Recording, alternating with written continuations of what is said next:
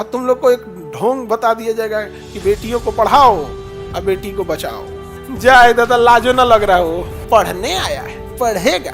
18% GST लेकिन आप बर्बाद कर दिए तब पढ़ेगा।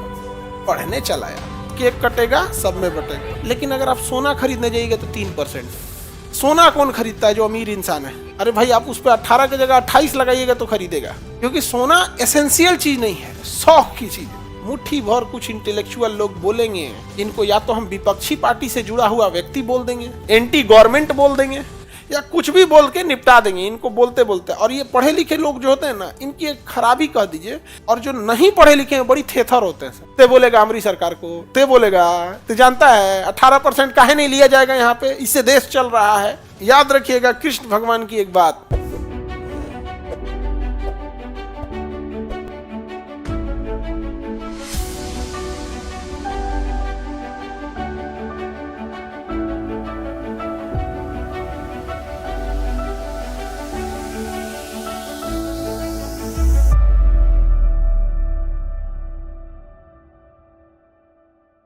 अब जीएसटी में क्या है ना कि स्टेट गवर्नमेंट भी इन्वॉल्व होती है, क्योंकि स्टेट गवर्नमेंट को अपने बहुत सारे टैक्स खत्म करने पड़े। जैसे वैट खत्म करना पड़ा, value added tax, service tax, ये सबको क्या करना पड़ा? खत्म करा। सीधे क्या लाना पड़ा? जीएसटी।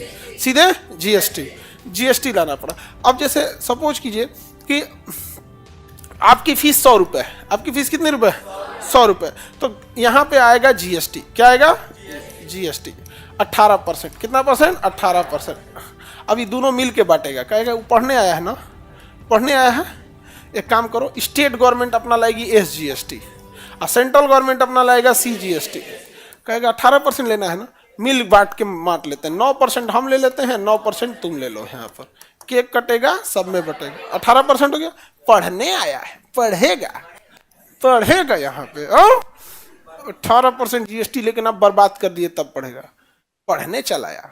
आप अगर पढ़िएगा ना तो आपको कितना टैक्स देना है? लेकिन अगर आप सोना खरीदने जाइएगा तो 3%। हीरा सोना खरीदने जाइएगा 3%। अब आप बताओ सोना कौन खरीदता है? जो अमीर इंसान है। अरे भाई आप उस पर 18 की जगह 28 लगाइएगा तो खरीदेगा, क्योंकि सोना एसेंशियल चीज नहीं है, शौक की चीज है। अब देखिएगा किसी के अब शादी ब्याह में हीरे पहन के घूम रहे हैं, भाई पैसा है पहन रहा है, उस पर लगाओ ना भाई जीएसटी। उस पर कितना लगाया है? 3%। आप पढ़िएगा 18%। याद रखिएगा कृष्ण भगवान की एक बात, इस धरती को असुर यानी राक्षसों से ज्यादा नुकसान महात्माओं के मौन धारण ने पहुंचा दिया क्षति। इस धरती को या समाज को बुरे लोगों से उतना क्षति नहीं पहुंचाया जितना अच्छे लोगों ने चुप रह के पहुंचा दिया। कोई आवाज उठाने वाला नहीं है, कोई नहीं। तो जो ऊपर बैठे नीति निर्माता है ना, वो कहना क्या है, मुट्ठी भर कुछ इंटेलेक्चुअल लोग बोलेंगे, इनको या तो हम विपक्षी पार्टी से जुड़ा हुआ व्यक्ति बोल देंगे, या फिर इनको हम एंटी गवर्नमेंट बोल देंगे, या कुछ भी बोल के निपटा देंगे इनको बोलते बोलते। और ये पढ़े लिखे लोग जो होते हैं ना, इनकी एक खराबी कह दीजिए कि अगर कोई इनकी बात नहीं सुनता है तो ये चुप हो जाते हैं। और जो नहीं पढ़े लिखे हैं बड़ी थेथर होते हैं। ते बोलेगा हमारी सरकार को, ते बोलेगा, ते जानता है 18% काहे नहीं लिया जाएगा यहाँ पे, इससे देश चल रहा है। अरे भाई 18 की जगह 3 इसको कर दो, 18 इसको कर दो, देश का ऐसे ही रुक जाएगा क्या? भारत एक विचारधारा है। जब विदेश से आए सब आक्रमणकारी, चाहे वो अब इतिहास उठा के देख लीजिए, जब सिकंदर के आक्रमण से लेके और अंग्रेजों के आक्रमण तक किसने प्रयास नहीं किया भारत को कुचल देने की? भारत एक विचारधारा है। अब किसी की विचारधारा कभी नहीं खत्म कर सकते। गांधी एक विचारधारा थे, मार तो दिए गांधी को, गांधी खत्म हो गए नहीं। तो ये तो बवाल चीज है भाई, बिना मतलब का। और तुम लोग को एक ढोंग बता दिया जाएगा कि बेटियों को पढ़ाओ और बेटी को बचाओ। वाह जाए दादा लाजो ना लग रहा हो। अरे लाज लगना चाहिए हो। एगो हमारे देहात में कहावत कहा जाता है कि डायन भी 10 घर छोड़ देती है, डायन भी 10 घर बकस देती है। अपने आस पड़ोस में डायन ब्लैक मैजिक काला जादू नहीं करती है। लेकिन हमारे देश में तो बेटियों को जिसको लक्ष्मी बोला जाता है, उसी लक्ष्मी से 18% जीएसटी ले रहा है। तुम्हें बहलाया जाएगा कि तुम्हें लक्ष्मी हो, तो भाई लक्ष्मी कहिया से जीएसटी देने लगी हो? लक्ष्मी कहिया से जीएसटी देने लगी? अगर सच में पढ़ाना है तो आप कम से कम स्टार्टिंग फेज में हम लोग को तो ये कहना चाहिए कि चलिए अगर आप सच में लड़कियों की एजुकेशन के लिए मतलब तत्पर हैं तो आप कम से कम उनका स्टार्टिंग में जीएसटी फ्री कीजिए। और इसमें लड़कियों की साथ की जरूरत है। तुम लोग पहले लड़ लो, कि भाई हमारा जीएसटी फ्री करो, हमारा जीएसटी फ्री करो, तो तुम्हारे लिए हम लोग भी लड़ने को तैयार हैं, हम लोग तुम्हारा फ्री करा देंगे। उसके बाद हम लोग राइट टू इक्वेलिटी, समानता का अधिकार, जब उनको नहीं है तो हमारा क्या है। याद रखो, मिलजुल के ही हम लोग को काम करना है, समझा गया कि नहीं। अभी हम लोग आपका साथ देंगे, मानवता के नाम पे हमारी बहनें हैं, क्यों नहीं पढ़ेंगी, ये हो गए।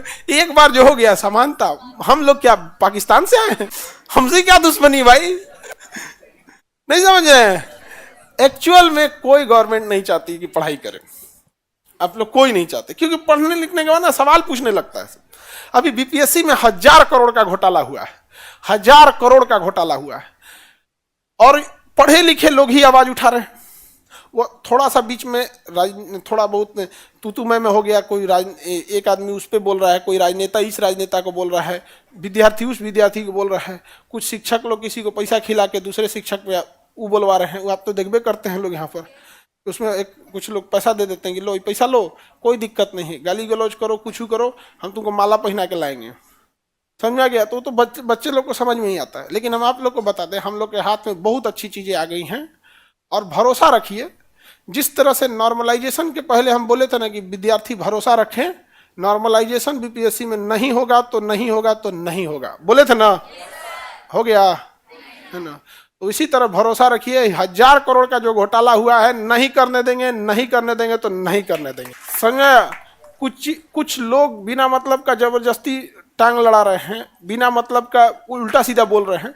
अभी समय उनके जवाब देने का नहीं है, अभी समय है उन मजलूमों का जिनका हक मारा गया है, उनसे वहां पे इस लेवल का घोटाला चल रहा है कि एक बार ऐसा हुआ कि आप लोग को हम क्या बताएं, उस महिला का तो नाम नहीं ले सकते क्योंकि एसडीएम के पोस्ट पे है, वो घोटाले से ना उसको पास कर दिया गया, उसका नंबर इतना ज्यादा आ गया ना कि अंदर बैठे लोग इस बात के लिए चकित हो गए कि ये टॉप करेगी, ये टॉप करेगी, तो भाई साहब इससे मीडिया वाला तो पक्का सवाल पूछेगा, है नहीं जवाब देने लायक, तो उसको जान नहीं, इंटर की बात नहीं कर रहे हैं, बीपीएससी की बात कर रहे हैं, बीपीएससी की बात कर रहे हैं। वो तो इंटर में तो ऐसे खुलेआम होता है, वो तो अलग बात है, वो तो प्रोडिकल साइंस बोल रही थी वहां पे, हम ये बीपीएससी की बात कर रहे हैं। बीपीएससी में उसको जानबूझ के उसको 10 रैंक नीचे फेंका गया कि भाई इसको रैंक ढकेल दो पीछे, समझ गया, ताकि उन्हें पता था कि 10 के बाद जो उनको पता था कौन जो जेन्युइन छात्र है, उन जेन्युइन को जानबूझ के आगे किया गया कि मीडिया इनसे सवाल पूछेगी, ये बता सकता है, तो पूरा ढकलेल है, और टॉप कर गई थी, समझा गया। तो हम लोग से क्या हो रहा है कि ऐसा नहीं है कि बीपीएससी में केवल रवि परमार मनु भाई जी के पास जो विवाद चल रहा है, या उनके वो तो जाएंगे, पद से जाएंगे, गलत आदमी को नोटिस थमाए थे, वो गलत आदमी को नोटिस थमाए थे, वो नहीं समझ में आ गया, मोय मोय हो गया उनका। ये लेसन भी है, यहाँ पे नहीं टच करना चाहिए था उनको। अब ऐसा थोड़ा है कि आदमी चुप है तो शांत है, नहीं समझे, तो वो तो जाएंगे, लेकिन उनके नीचे बहुत बड़ी धांधली हो रही है, पूरी चेन बनी हुई है, उनके नीचे चेन बनी हुई है एक बहुत बड़ी धांधली की। ये बात पहले क्या था कि ये छोटे पैमाने पे होता था, लेकिन इस बार इतना बड़े पैमाने पे हुआ कि बवाल हुआ। और जो बच्चे री एग्जाम के लिए चाहते हैं, इशारा समझना बाबू मेरा कि आपको मायूस होने की जरूरत नहीं है, अभी हम लोग हैं। अब बस कुछ चीजें होती है जो पहले जरूरत से पहले नहीं बोलनी चाहिए, तो जैसे बोला गया था वैसे होगा। हमारा ऊपर कह रहा सबकी नॉर्मलाइजेशन यही लगाए थे, नट्टी पे चढ़ के हम कैंसिल करा दिए, ले खोपड़िया पे चढ़ के, तो अब उन लोगों का मोह मोह हो गया कि यार आदमी को तो कुछ बोल ही नहीं सकते, लेकिन पैसा खाया है तो बोलेगा ही बोलेगा। आगे बढ़े तो जीएसटी समझ में आ गया। अब जीएसटी में राज्य प्रभावित थे या नहीं थे, तो जब राज्य प्रभावित होंगे तो नियम है कि राज्य से भी परमिशन ली जाएगी, और यह संशोधन चला गया 2/3 प्लस आधे से अधिक राज्यों की सहमति वाले पे। तो 2/3 से तो सरकार ने पास कर दिया, आधे से अधिक राज्यों की परमिशन चाहिए, तो कौन सा राज्य ने सबसे पहले दिया था? असम ने दिया था। यूपीएससी, बीपीएससी एवं सभी राज्यों की सिविल सेवाओं की परीक्षाओं एवं नीट जी आदि की तैयारी करें भारत की सबसे बेहतरीन coaching centre Khan global studies के साथ। अधिक जानकारी के लिए हमारे दिए गए हेल्पलाइन नंबर 8757354880 पर संपर्क करें।